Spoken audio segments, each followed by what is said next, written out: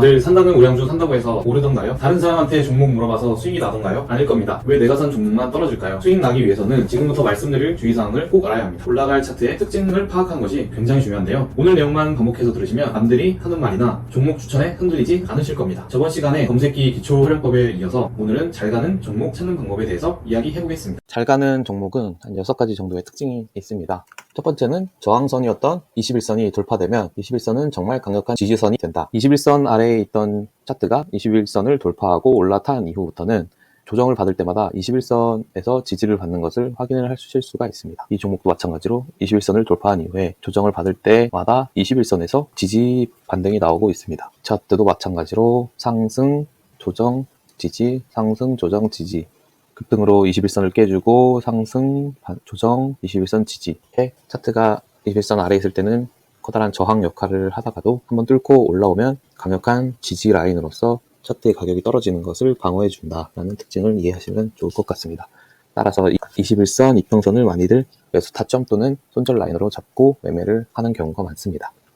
반대로 21선을 깨고 내려오면은 그 종목은 다시는 쳐다보지 않습니다. 이 차트도 마찬가지로 21선을 깨고 올라온 다음에 조정이 나왔는데 21선의 지지를 받지 못하고 깨고 내려온다면 차트는 다시는 쳐다보지 않습니다. 가끔은 기준봉의 시가나 전저점 등의 자리에서 이런 자리를 말하고 있습니다. 기준봉의 시가, 전저점 등의 자리에서 반등이 가능할 때가 있는데 저 같은 경우는 확률이 좀 낮다고 생각이 들어서 저는 매매는 잘 하지 않습니다.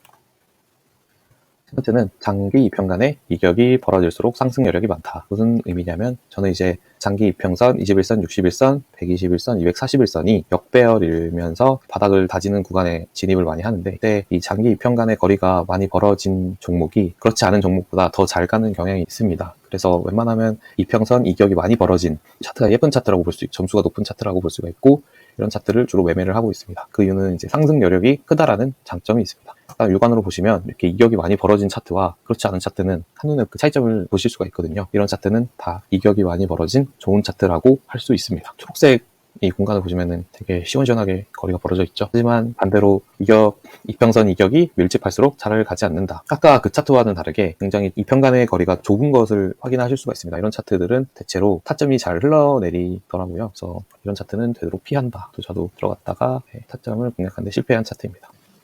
이평선 밀집 정도에 따른 상승 차이를 한눈에 비교해보기 위해서 왼쪽이 이평선 이격이 좁은 차트, 오른쪽이 넓은 차트를 한번 가지고 와봤습니다. 딱 보시면 이평선 간의 거리가 확연하게 다른 것을 확인하실 수가 있습니다. 그래서 올라갈 자리도 시원시원하게 있는 이런 이격도가 많이 벌어진 차트가 훨씬 더 좋다, 좁은 차트보다 이해를 해주시면 좋을 것 같습니다. 네 번째, 이평선이 겹치면 지지 반등 확률이 올라간다. 이 차트는 1차로 나온 급등이 조정을 받은 후에 2차 반등을 할 때 2차 반등하는 타점을 보시면 이 61선과 51선이 교차하는 이 지점에서 반등이 된 것을 확인을 하실 수가 있습니다. 얘 같은 경우도 급등 조정 후 2차 급등에서 61선과 15일선이 겹치는 자리에서 반등이 나왔습니다. 즉 이평선이 겹치는 자리는 반등 또는 지지를 받는 힘이 한 개 있을 때보다 더 세다. 겹치면은 반등 확률이 더 올라가기 때문에 두 개가 이렇게 겹친 자리가 있으면 그 자리를 좀 예의주시하면서 매매를 진행하면 확률을 높이는 데 도움이 많이 됩니다. 다섯 번째는 파동은 클수록 좋다. 왼쪽과 오른쪽의 차이점이 보이시나요? 네, 이게 파동이거든요. 한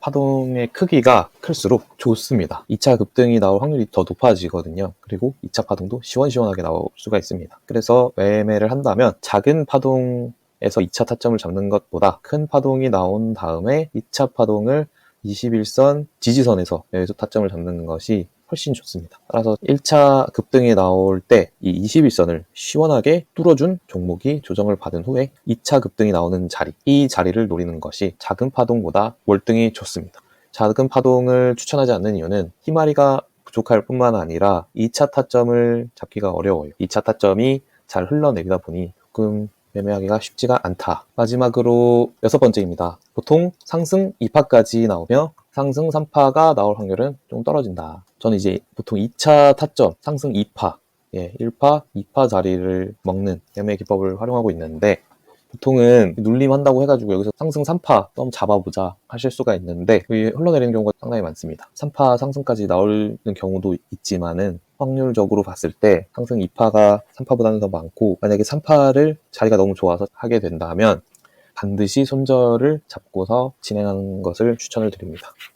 이 종목 같은 경우도 상승 1파, 2파가 나오고 흘러내렸습니다. 얘도 1파, 2파까지 나와서 저 같은 경우는 과연 3파가 나올까? 조금 보수적으로 이 자리에서의 타점을 생각을 합니다. 과연 내가 들어가서 먹을 수 있을까? 흘러내리지 않을까? 차라리 여기보다 더 좋은 다른 2차 상승 종목을 찾아서 매매하는 게 더 확률이 높지 않을까? 이런 부분들을 같이 고려를 해주기 위해서 6번째로 이 특징을 다루게 되었습니다. 검색기에 종목들이 다 뜬다고 해서 무조건 이렇게 가는 게 아닙니다. 가는 게 아니기 때문에 100% 정제된 종목들만 나오지 않거든요. 다 가면 너무 좋죠. 너무 그러면 사실 정말 비싸게 팔 것 같은데, 다만 그 정도만 출연해 줘도 제가 오늘 말씀드린 이런 잘 가는 종목들의 특징들과 함께 고려해서 매매를 한다면 한 단계 더 정제된 종목들을 가지고 우리가 매매를 할 수가 있습니다. 그렇기 때문에 오늘 말씀드린 부분까지 조금 찌를 하시고서 일반적으로 적용되는 부분이니까